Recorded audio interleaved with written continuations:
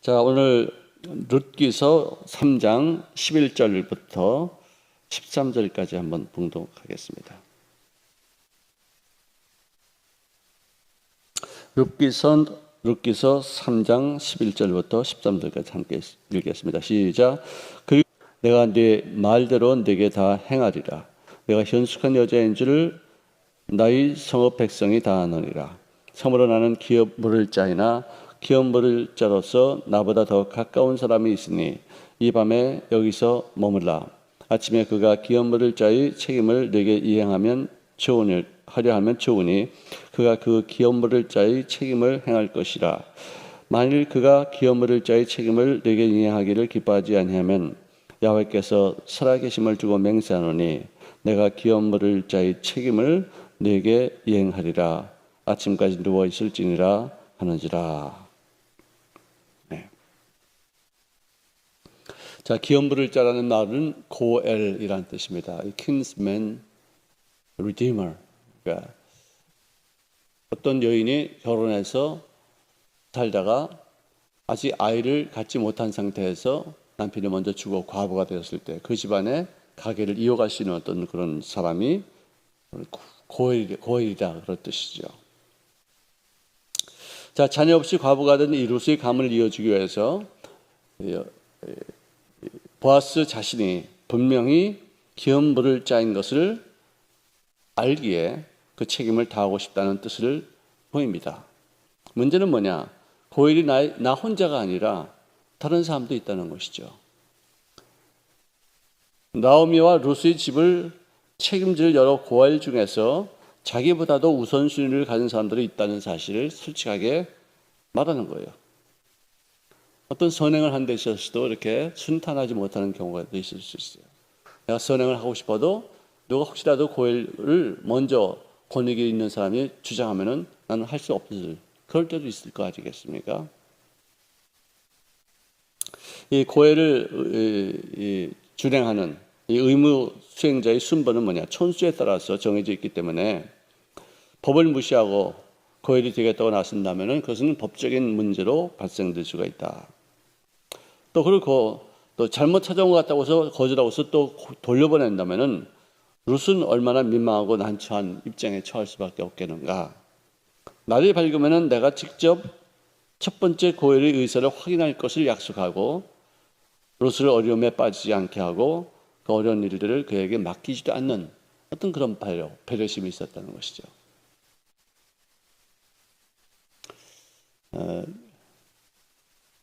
예를 들어서 우리 구역의 구역장들이 이제 지역장들이 이렇게 많이 있는데 어떤 지역장님이 그러니까 지역장 될 수 있는 사람들이 많이 있는데 어떤 지역장님이 어떤 뭐 너무 바쁘시거나 아니면 유고가 있다거나 어떤 사정에 의해서 그만두게 되어서 지역장 자리가 빈 그런 상황이 된다고 합시다.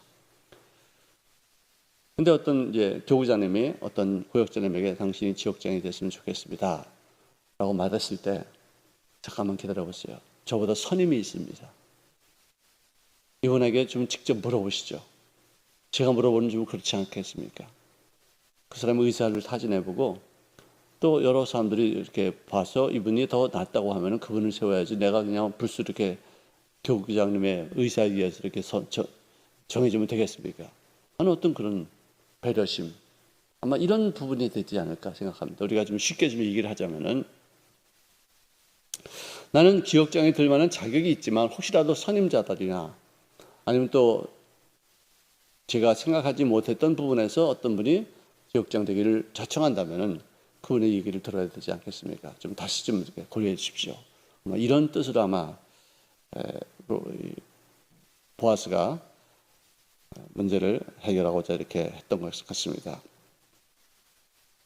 자, 친족을 구원하는 권리를 양도할 수 있는 고엘을 내가 되지 않겠습니다라고 할 수 있는 어떤 그런 법칙이 있기 때문에 그렇게 되면은 자신이 룻의 고엘이 되겠다고 하는 것이지 무작정 어떤 법도를 깨뜨려버리고 어떤 친족 사이의 어떤 그 멀고 가까운 그분을 무시한 채 할 수는 없겠다. 이렇게 약속을 합니다. 그래서 이제 이 보아스의 배려를 위해서 그는 그의 이불 밑에서 하룻밤을 보내고서 두 사람은 순교를 유지한 것은 당연한 것이고 이제 새날이 이제 밝아왔습니다. 자, 서로 알아보기 힘든 때, 즉 다시 말해서 새날이 밝았지만 약간 새벽에 어떤 그 여운이 남아 있어서 약간 어둑어둑한 그런 시점에 그녀가 일어나게 되었어요. 여러분들, 우리 인생은 모든 면에서 좀 정직한 게 참 좋습니다. 제가 그전에도 한번 얘기했는데 아이들이 왜 거짓말하는지 아시죠? 우리 김현도 목사님, 아이들이 왜 거짓말하죠? 그 집 아이들은 한 번도 안 해요? 그래요? 하니까 몇 살 때부터 할까요? 한 2살 때부터 한다고 합니다. 그래서 5살 되면은 100%가 다 거짓말한대요. 거짓말하는 것은 이 윤리성보다도 이 도덕성보다도 이 상상력이 먼저 발달하기 때문에 이를 막 상상을 통해서 막 거짓말을 이렇게 지어내서 이렇게 말을 하는 것이래요. 여러분, 상상력은 거짓말입니다. 꿈도 거짓말입니다. 실제가 아닙니다. 하지만 이 상상력을 남들에게 피해가 되면 그것은 사기라고 그래요. 내 자신에게 내 자화상을 더욱더 견고하게 할 수 있는 어떤 그런 꿈이라면, 그 그림이라면 그것을 거짓말이라고 그러지 않아요. 뻥이라고 그러죠. 뻥. 뻥치네. 없는 것들이 있다고 하는 것도 뻥이죠. 그죠? 하늘에 있는 별들을 보고서 내 아들, 딸들아 말하는 것들이 다 뻥이에요. 남들에게는 미쳤다는 소리는 들을지 몰라도 사기꾼이라는 소리는 듣지 않아요. 여러분들 많이 꿈을 꾸시기 바랍니다. 꿈을 자꾸만 꾸고서 그 그림을 내 마음속에 적용하면은 그것이 진짜 내 미래의 현실로 다가오기 때문에 꿈과 이 거짓말은 많이 틀린 것이죠. 자, 이 보아스는 정확하게 지금의 상황을 룻에게 알려줬어요.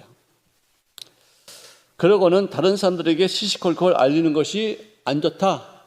그 일이 이루어지기까지는 우리 입을 다물자. 가정의 일, 부부간의 일, 구역시들 간에 서로 간의 프라이버시를 꼭 지켜야 될 상황이다. 고혈이 될 수 있는 그런 모든 절차가 끝나기 전까지는 매사에 절대로 발설하지 말자. 신중하게 모든 일들을 집행하는 거예요. 뭐 되지도 않았는데 막 떠버리고 다니고. 그건 푼수죠. 그런 거는 거짓말을 한다고 말하는 게 아니라 그건 푼수라고 그래요. 바보예요. 바보.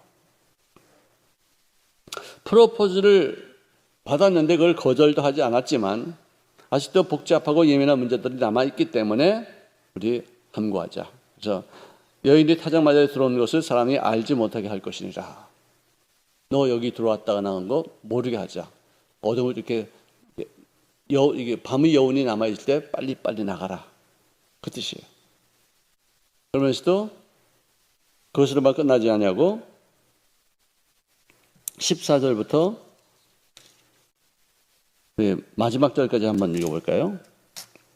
시작. 룻이 새벽까지 그 발치에 누웠다가 사람이 서로 알아보기 어려울 때 일어났으니 보아스가 말하기를 여인이 타작마당에 들어온 것을 사람이 알지 못하여 할 것이니라 하였음이니라. 보아스가 이르되 네 겉옷을 가져다가 그것을 펴서 잡으라 하매 그것을 펴서 잡으니 보리를 6번 되어 룻에게 지어지고 성읍으로 들어가니라. 룻이 시어머니에게 가니 그가 이르되 내 딸아 어떻게 되었느냐 하니 룻이 그 사람이 자기에게 행한 것을 다 알리고 이르되 그가 내게 보리 6번을 되어주며 이르기를 빈손으로 내 시어머니에게 가지 말라 하더이다 하니라. 이에 시어머니가 이르되 내 딸아 이 사건이 어떻게 될지 알기까지 앉아있으라. 그 사람이 오늘 이 일을 성취하기 전에는 쉬지 아니하리라. 이 말했습니다. 자, 우리 옛날에도 집에 온 손님에게 빈손으로 보내지 말라. 그랬었어요. 그래서 꼭 뭘 조그만 거라도 이렇게 들려서 보내주고 우리 어머니도 그랬었어요. 거지가 왔을 때 거지한테 꼭 뭔가를 이렇게 주셨어요. 한 번도 그냥 내 기억에는 그래요. 내가 없는 사이에 아마 그럴지도 있을지 몰라도 내가 본 것은 꼭 거지가 오거나 상위군이 이렇게 복발짓고 왔을 때 꼭 뭐 이렇게 조금씩 드렸었어요. 자, 이제 어머니에게 드릴 어떤 선물도 잊지 않고 들려보내는 그 보아스의 모습을 우리가 보게 됩니다. 롯이 손이 부끄럽지 않도록 치마에 보리를 창떡 싸들고서 이른 새벽에 그걸 갖다 이렇게 들고서 이러고서 갈 때 얼마나 모양이 지금 좋았겠는가, 마음이 얼마나 뿌듯했겠는가 하는 생각도 합니다. 자, 밤잠을 설치며 궁금해하던 그 나오미가 며느리가 이렇게 뭐 잔뜩 들고 오니까 버선발로 뛰어나가면서 아가야, 간밤에 보아스의 부인이 되었느냐? 뭐 이럴 뜻이죠, 그죠? 자, 그랬더니 이제 자취정의 모든 얘기를 들었더니 얘기를 했어요. 그랬더니 그 자취정을 다루는 그 시어머니가 하신 말씀에, 야야, 일이 어떻게 될지 확실해질 때까지 너는 가만히 기다리고 있어라. 아마 그 사람은 지금쯤 가만히 있지 않을 것이다. 이 일을 마무리 짓는데 오늘 넘기지 않을 것이니까 좀 잠잠히 기다려라. 이 뜻으로 이렇게 말한 거예요. 자, 이 루스의 심야 방문을 받고서 크게 놀란 것은 사실이었을 것입니다. 동시에 또 그녀에게 부끄럽지 않게 격려해주고 약속을 해줬어요. 보아스에게 자기 백지 위임장을 맡기며 자신을 받아주라고 뜻을 밝혔던 이상 자신도 또 그렇게 하겠다고 뜻을 전했기 때문에 고엘의 권리를 얻을 법적인 절차를 밟으면서 하나씩 그 걸림돌을 해결해 나가는 그런 어떤 신중함을 우리가 보아스를 통해서 우리가 볼 수가 있어요. 모든 면에서 이렇게 참 용의주도하게 어떤 하자가 없도록 차분차분하게 잘하는 것 참 중요하다고 생각합니다. 절대로 발설하지 말아라. 절대로 말하지 마라. 자기가 돌아다니면서 이런 여자가 나타났는데 여자가 지금 고해를 찾고 있습니다. 뭐 이러고서 막 지가 막 떠들고 다니거나 또는 또 이 루시 내가 어떤 남자를 찾아가서 내가 이렇게 이게 뭡니까 이게 참 창피한 일이죠. 옛날에 우리가 이런 말 들었어요. 어른 아이들이 돌멩이 이렇게 눈도렁에 이렇게 던지고 장난하는 것은 참 재밌는 일이지만 그것을 맞는 개구리에게는 상당히 심각한 얘기라고. 무의미하게 의미 없이 이렇게 한 말도 그 당사자에게는 굉장히 큰 타격이 될 수 있어요. 정말 조심해야 돼요. 특히 주의 종들은 성도들의 모든 이야기를 듣지 않습니다. 프라이버시를 다 지켜줘야 돼요. 그것이 내 마음속에 남아서 이게 정말 나에게 부담이 되고 짐이 되고 아픔이 되고 그래도 그걸 견뎌야 돼요. 떠들지 말아야 돼요. 리더들도 마찬가지예요. 구역장이나 지역장이나 권사님이나 장로님이나 뭐 안수자님이나 어떤 리더들도 어떤 누구의 사연을 듣고 상담을 듣고 하면은 절대로 그것을 발설하지 말아요. 근데 우리는 기도 제목을 내놓으면은 그 기도 제목이 어떻게 되느냐 하면은 기도하는 것으로 제목을 삼는 게 아니라 말거리가 돼서 그 집안은 뭐 어떻다 저떻다 해서 쫙 퍼지는 거야. 사람들이 기도 제목을 내놓기를 싫어해요. 정말 이거 너무나도 교회 안에서 부도덕한 일이고 정말 우리가 그동안에 잘못한 일들을 회개하고 다시 새롭게 해야 될 일이에요. 어떤 문제가 있어서 개별적으로 자기가 상담하는 건 좋아요. 상담 받을 수 있죠. 하지만 그것이 떠들고 이렇게 막 사람들에게 다니면은 어떤 문제 해결을 하기 위해서 뭐 어떤 거기 관련된 사람들과의 어떤 그런 만남이 있어서 은밀하게 잘 처리하는 건 참 좋을 수도 있겠지만 그래도 그것도 안 하는 게 좋아요. 하나님 앞에 맡겼습니다. 내가 만들어낸 말이 있지 않습니까? 이렇게 말을 해서 통하는 것보다도 이렇게 말을 해서 그분이 이분에게 말씀해서 일을 하는 것이 더 빠르고 안전하다고. 그래요. 이렇게 하면은 직설적으로 다 될 것 같죠. 변명하면은 다 통할 것 같죠. 안 그렇더라고. 이렇게 해서 그분이 이렇게 그분에게 말씀하셔서 문제가 해결되는 경우가 훨씬 더 빠르고 안전해요.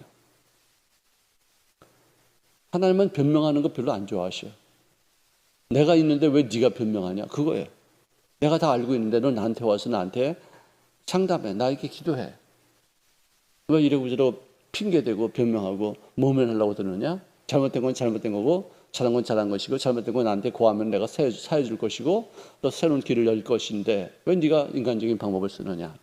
아마 이런 것 같아요. 그래서 이 사울이 나중에 폐위를 당하지 않았을까 변명하지 말자. 오히려 가만히 있는 게 좋아요.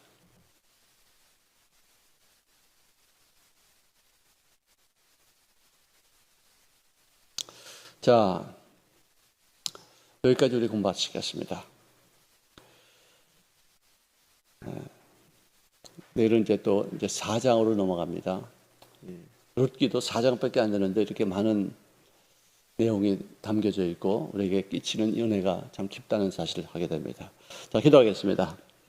사랑하시는 주님 고맙습니다. 오늘도 이렇게 하나님께서 이 룻기를 통해서 우리에게 주시는 말씀을 우리 마음속에 새겨놓을 수 있도록 기로 모시셨사오니 감사합니다. 어떤 일에도 서두르지 아니하고 경고망동에 행하지 않게 도와주시고 모든 면에서 심사숙고하며 정말 신중하게 하나씩 처리하시는 지혜로운 마음을 허락하여 주시옵시고 어떤 일들이 쉽게 발설이 되어져서 사람들에게 가시거리가 되는 그런 경우가 되지 않으시도록 우리들의 마음을 주장하시고 우리들의 입술을 지키시고 우리들의 모든 삶의 파수꾼이 되어주시옵기를 원하고 기도합니다. 아버지, 헛되게 인생을 낭비하거나 또는 거짓된 것에 치우친 바 되어서 귀신에게 속는 자를 되지 않게 도와주시옵시고 하나님의 귀한 뜻을 이 땅 위에 일어나가는데 언행심사 숙고하며 정말 모든 면에서 더욱더 아름답게 진정할 수 있는 저를 되어주기를 원하며 예수님의 이름으로 기도합니다. 아멘.